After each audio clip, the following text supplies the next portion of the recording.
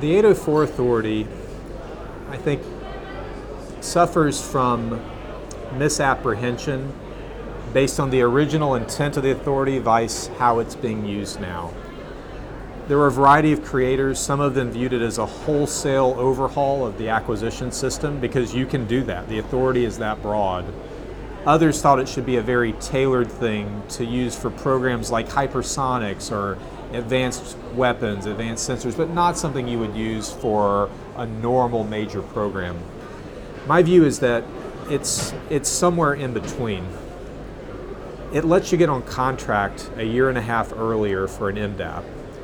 And we found that for a variety of MDAPs, including the B-52 re-engine, you can use that year and a half to great effect. It's much better to be on contract with industry and working from day one than sitting around twiddling your thumbs.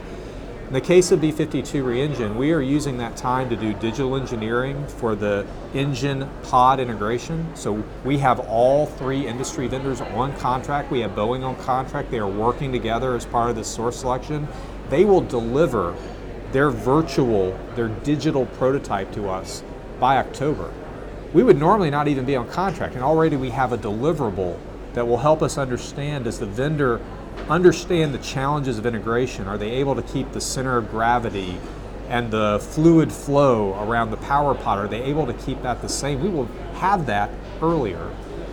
Because we have a year and a half, we can go from virtual prototyping into physical prototyping.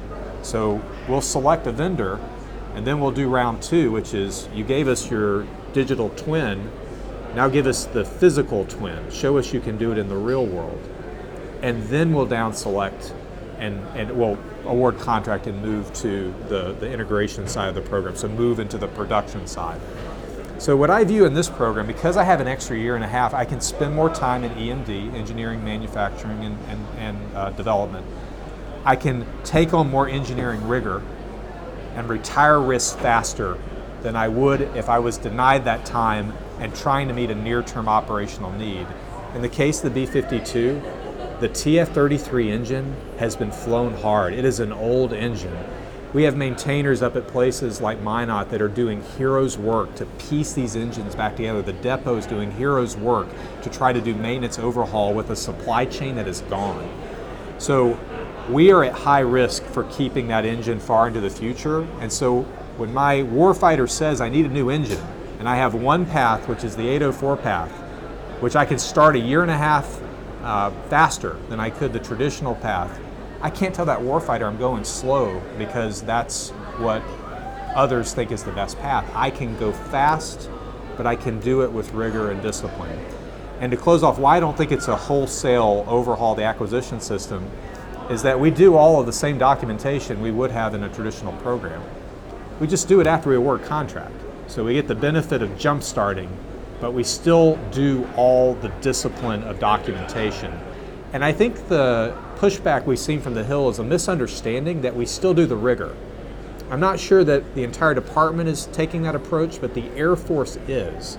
So it still is the same as the traditional acquisition, just faster and with more time to do design. And you know this as well as I do, Valerie. Most of the programs that have been the cautionary tales in acquisition left EMD too soon. So the opportunity to inject a year and a half into every program, it's an opportunity we have to take.